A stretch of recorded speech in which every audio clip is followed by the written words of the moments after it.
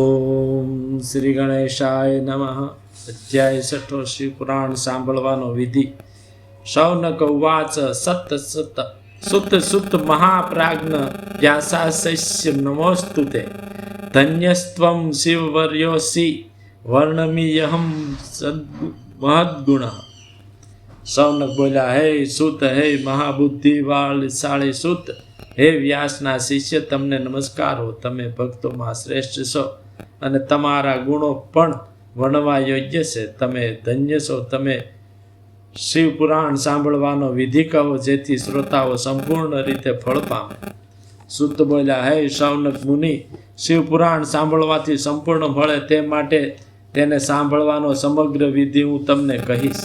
શિવ પુરાણની સમાપ્તિ નિર્વિઘ્ન થાય એ માટે જોશીને બોલાવી કુટુંબ સહિત તેને સંતુષ્ટ કરી તેની પાસે ચોખ્ખું મુહૂર્ત જોવડાવવું.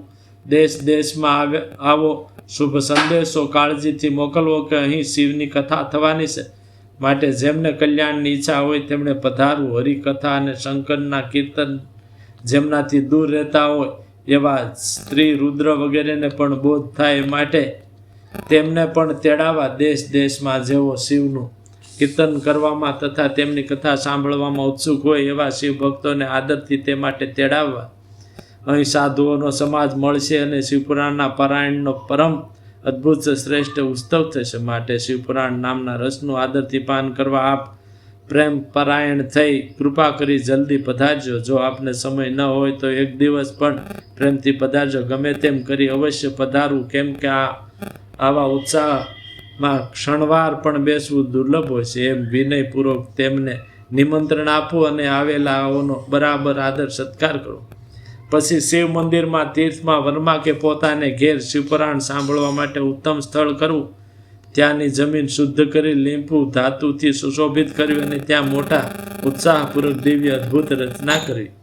ઘરનો જે સામાન ઉપયોગમાં લેવાતો ન હોય તેને ત્યાંથી ઉપાડી ઘરના એકાંતમાં ન દેખાતા ખૂણામાં કાળજીથી મૂકી દેવું. પછી કેળના થાંભલાઓથી શોભિતો ઘણો ઊંચો મંડપ ત્યાં બાંધવો અને ચોપાસ, ફળ, ફૂલ વગેરેથી તથા ચંદરવાઓથી સારી રીતે તેને શણગારવો. ચારે દિશાઓમાં સુંદર ધજા પતાકાઓ ફરકાવી અને સર્વને આનંદિત કરે એવી સુંદર રચના સર્વ પ્રકારે કરવી. પછી શંકર પરમાત્માનું દિવ્ય આસન રચવું અને કથાકાર માટે પણ દિવ્ય સુખદાયી આસન ગોઠવવું. તેમજ તે હે મુનિ, શ્રોતાઓ માટે પણ યથાયોગ્ય સુંદર આસન રચવા અને બીજા માટે પણ આ સાધારણ આસનો કરવા. વિવાહમાં જેવું પ્રસન્ન ચિત્ત હોય છે તેવું જ પ્રસન્ન ચિત્ત વખતે રાખવું. હે શૌનક, બીજી સર્વ સાંસારિક ચિંતાઓ દૂર કરવી. કથાકારે ઉત્તર દિશામાં અને શ્રોતાએ પૂર્વ દિશામાં મુખ રાખવું. બંને પગે પલાઠી વાળી બેસવું, એમાં કોઈ વિરોધ સમજવો નહીં. અથવા વક્તા અને શ્રોતા બંને પૂજક હોય તે બંનેની વચ્ચેની દિશા પૂર્વ દિશા સમજવી. અથવા કથાકારની સામે શ્રોતાનું મુખ રહે તે પણ ઠીક ગણાય છે. વ્યાસના આસને બેઠેલા પુરાણની બ્રાહ્મણે પ્રસંગ અધ્યાયની સમાપ્તિ ન થાય ત્યાં સુધી કોઈને નમસ્કાર ન કરવો. પુરાણી ભલે બાળ, યુવાન, વૃદ્ધ, દરિદ્ર કે દુર્બળ હોય તો પણ પુણ્ય ઈચ્છનારા માટે તે હંમેશા વંદનીય અને પૂજ્ય છે. પુરાણી વિશે કદી હલકી બુદ્ધિ ન કરવી, કારણ કે તેના મુખમાંથી નીકળેલી વાણી પ્રાણીઓ માટે કામધેનુ રૂપ છે. અનેક લોકો જન્મ અને ગુણથી ગુરુ સમાન છે, પણ તે સર્વમાં પુરાણો જાણનારો વિશેષ કરી શ્રેષ્ઠ ગુરુ છે. જે ગુરુ અબજો વાર સંસારમાં જન્મીને દુઃખી થતા લોકોને શ્રેષ્ઠ મુક્તિ આપે છે, તેનાથી શ્રેષ્ઠ બીજો કયો ગુરુ હોઈ શકે? જે પુરાણ જાણનારો પવિત્ર, ચતુર, શાંત, કામ ક્રોધને જીતનાર, સજ્જન, દયાળુ અને કુશળ વક્તા હોય તેણે આ પવિત્ર કથા કહેવી. સારી બુદ્ધિવાળા તેણે સૂર્યના ઉદયથી માંડી 3.5 પ્રહોર શિવપુરાણની કથા સારી રીતે વાંચવી. જેઓ ધૂતારા અને દુરાચારી હોય તેમજ બીજા જેઓ ખોટા જયની ઈચ્છાવાળા હોય તેવા કપટી આચરણવાળાઓની આગળ આ કથા કહેવી જ નહીં. વળી જ્યાં દુષ્ટ લોકો ઘણા હોય, ચોર લૂંટારા ભેગા થયા હોય ને જે ધૂતારાનું ધામ હોય તેવા ઠેકાણા પવિત્રતા કહેવી નહીં. બપોર થતાં મૂળ મૂત્રનો ત્યાગ કરવા માટે લગભગ 2 ઘડી સુધી કથા બંધ કરવી. તે વેળા મનુષ્યોએ કથા કીર્તનથી વિરામ લેવો. કથાકાર પુરાણે વ્રતની સમાપ્તિ માટે કથારંભના આગલા દિવસે હજામત કરાવી લેવી અને કથારંભ થયા પછી દરરોજ પોતાના સર્વ નિત્ય કર્મો કાળજી રાખી ટૂંકમાં આટોપી લેવા. વક્તાને સહાય આપવા માટે બીજો તેના જ જેવો વિદ્વાન પાસે બેસાડવો અને તે સંશયને દૂર કરી શકે એવા અને લોકને ઉપદેશ આપનાવવામાં તત્પર હોવો જોઈએ.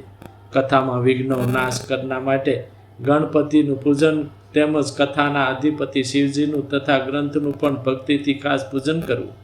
સદબુદ્ધિવાળા શ્રોતા મનુષ્ય પવિત્ર અંતઃકરણવાળા પ્રસન્ન બુદ્ધિયુક્ત તથા શુદ્ધ થઈ આદરથી ઉત્તમ વિધિપૂર્વક શિવપુરાણની કથા સાંભળવી. જેનું ચિત્ત અનેક કાર્યમાં ભમતું હોય, જે કામાદિ 6 વિકારોથી યુક્ત હોય, બાયલો અને પાખંડી હોય, તેવો વક્તા કે શ્રોતા પુણ્ય મેળવી શકતો નથી. જેણે લોકની, ધનની, ઘરની અને પુત્રની ચિંતા દૂર કરી કથામાં જ ચિત્ત લગાડ્યું હોય અને જેની બુદ્ધિ શુદ્ધ હોય તે જ ઉત્તમ ફળ પામે છે. જે શ્રોતાઓ શ્રદ્ધા અને ભક્તિથી યુક્ત બીજા કાર્યોમાં લાલચા વગરના વાણીનો સંયમ રાખનારા પવિત્ર અને નિશ્ચિંત હોય છે તેઓ પુણ્ય મેળવે છે. જે નીચ લોકો ભક્તિ વગરના હોય આ પવિત્ર કથા સાંભળે છે તેમને સાંભળવાનું ફળ મળતું નથી. તેઓ તો જન્મે જન્મે દુઃખ જ પામે છે. જેઓ શક્તિ પ્રમાણે પુરાણની પૂજા તથા ભેટ ધર્યા વિના આ કથા સાંભળે છે તે મૂર્ખાઓ દરિદ્ર થાય છે અને પવિત્ર પણ થતા નથી. જે મનુષ્ય કથા કહેવાતી હોય ત્યારે બીજા ભોગો માટે બીજા સ્થળે રહે છે તેમની સ્ત્રી વગેરે સંપત્તિઓ નાશ પામે છે. જેઓ માથે પાઘડી રાખી આ કથા સાંભળે છે તેમના પુત્રો પાપી અને કુળને દૂષણ લગનારા થાય છે. જે મનુષ્ય પાન ખાતા ખાતા આ કથા સાંભળે છે તેમને યમદૂતો નરકમાં તેમની પોતાની વિષ્ઠા ખવડાવે છે. જે મનુષ્ય ઊંચે આસને બેસી આ કથા સાંભળે છે તેઓ બધા નરકો ભોગવ્યા પછી કાગડા થાય છે. જેઓ વીરાસન વગેરે આસનો વાળીને આ શુભ કથા સાંભળે છે તેઓ સર્વ નરકો ભોગવી ઝેરી ઝાડ થાય છે. જે મનુષ્ય કથા કહેનારને પ્રણામ કર્યા વિના કથા સાંભળે છે તેઓ નરકો ભોગવી સાદડના ઝાડ થાય છે. જે મનુષ્ય રોગી ન હોય છતાં સૂતા સૂતા આ કથા સાંભળે છે તેઓ સર્વ નરકો ભોગવી અજગર જેવા થાય છે. જેઓ કથા કહેનારની બરાબરના આસન પર બેસી આ કથા સાંભળે છે તેઓ નરકવાસી છે. સદા ગુરુપત્ની સાથે ગમન કરનાર જેટલું પાપ ભોગવે છે. જેઓ કથા કહેનારની અતિ પવિત્ર આ કથાની નિંદા કરે છે તેઓ સેંકડો જન્મો સુધી દુઃખ ભોગવી કૂતરા થાય છે. જેઓ કથા ચાલુ હોય ત્યારે ખરાબ બકવાદ કરે છે તેઓ ઘોર નરકો ભોગવ્યા પછી ગધેડા થાય છે. જેઓ આ પવિત્ર કથાને કદી સાંભળતા નથી તેઓ ઘોર નરકો ભોગવી જ જંગલી ભૂંડો થાય છે. જે દુષ્ટો ચાલતી કથામાં વિઘ્નો નાખે છે તેઓ કરોડો વર્ષો સુધી નરકો ભોગવી ગામવાસી ભૂંડો થાય છે. એમ વિચારી શ્રોતાએ શુદ્ધ મનવાળા થઈ કથા કહેનાર ઉપર ભક્તિયુક્ત સારી બુદ્ધિવાળા થઈ પ્રીતિથી કથા સાંભળવા તત્પર થવું. પ્રથમ કથાના વિઘ્નો દૂર કરવા માટે ગણપતિનું પૂજન કરવું. ટૂંકમાં નિત્ય કર્મ પતાવી દઈ પ્રાયશ્ચિત કરવું. પછી નવગ્રહનું અને સર્વતોભદ્ર દેવતાનું પૂજન કરી શિવ પૂજામાં કહેલા વિધિથી પુસ્તકનું પૂજન કરવું. પૂજન કર્યા પછી ભક્તિપૂર્વક 2 હાથ જોડી વિનયયુક્તથી સાક્ષાત શિવ સ્વરૂપ પુસ્તકની આમ સ્તુતિ કરવી. આપ શ્રી શિવ પુરાણ નામે સાક્ષાત મહાદેવ છો. મેં સાંભળવા માટે આપનો સ્વીકાર કર્યો છે, માટે આપ મારા પર પ્રસન્ન થાઓ. મારો આ મનોરથ આપે સફળ કરવો યોગ્ય છે. મને આ કથાનું સંપૂર્ણ શ્રવણ નિર્વિઘ્ને થાવો. સંસાર સાગરમાં ડૂબેલા અને કર્મરૂપી જોડે પકડેલા શરીરવાળા મારો ગરીબનો આપ સંસાર સમુદ્રમાંથી સારી રીતે ઉદ્ધાર કરો. હે શંકર, હું આપનો દાસ છું. એમ સાક્ષાત શિવ સ્વરૂપ શિવ પુરાણની સ્તુતિ કર્યા પછી નમ્ર વચન કહી કથા કહેનારનું પૂજન કરવું. શિવ પૂજામાં કહેલા વિધિ કથા કહેનારની પૂજા કરવી. પુષ્પ સહિત વસ્ત્ર, આભૂષણ, ધૂપ, દીવો વગેરેથી તેમનું પૂજન કરવું. તે વખતે તેમની આગળ શુદ્ધ ચિત્તે નિયમ લેવો અને સમાપ્તિ સુધી તેને કાળજીથી શક્તિ પ્રમાણે ધારણ કરવો.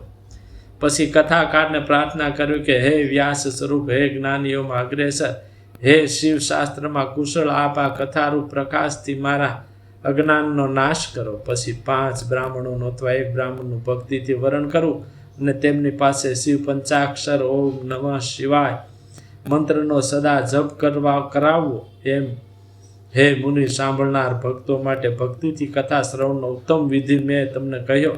હવે તમે બીજું શું સાંભળવા ઈચ્છો છો? ઇત્યુક્તે મુને ભક્ત્યા કથા શ્રવણ સિદ્ધિવિધિ